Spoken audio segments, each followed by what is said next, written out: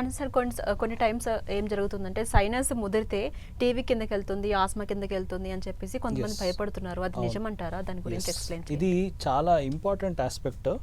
ఇప్పుడు మనకి నోస్ నుంచి అలర్జీ అనేది గొంతు నుంచి లంగ్స్ వైపు పోయే ప్రాబ్లమ్ని అస్తమా అంటాం.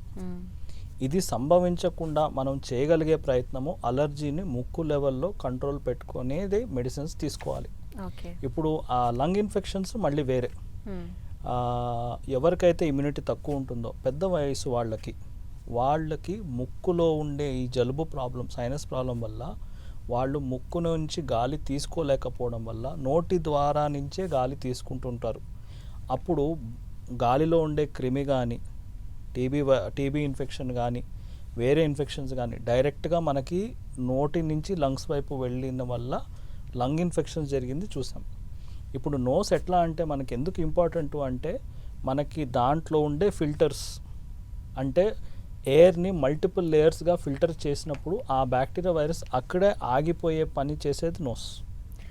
అండ్ ఫైనల్గా సార్, అసలు ఈ సైనస్ కావచ్చు, సైనసైటిస్ కావచ్చు, డస్ట్ అలర్జీ కావచ్చు, ఏది రాకుండా ఈ జనరేషన్లో మనల్ని మనం ప్రొటెక్ట్ చేసుకోవాలంటే ప్రతి ఒక్కరూ పాటించాల్సిన ఒక లైఫ్ స్టైల్ గురించి కావచ్చు, అలాగే జాగ్రత్తల గురించి కావచ్చు, రాకుండా ఉండాలంటే ఏం చేయాలి?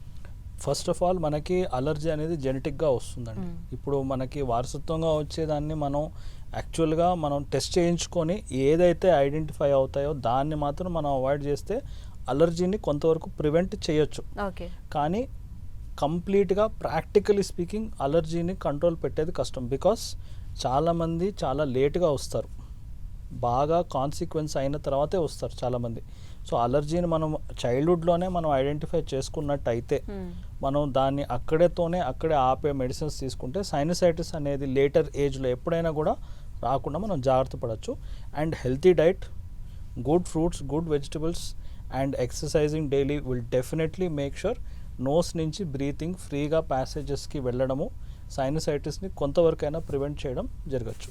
రైట్ సార్, సైనస్ గురించి కావచ్చు, సైనసైటిస్ గురించి కావచ్చు, చాలానే డౌట్స్ ఉన్నాయి. సో ఆ డౌట్స్ అన్ని కూడా చాలా క్లియర్గా ఎక్స్ప్లెయిన్ చేశారు. Thank you so much.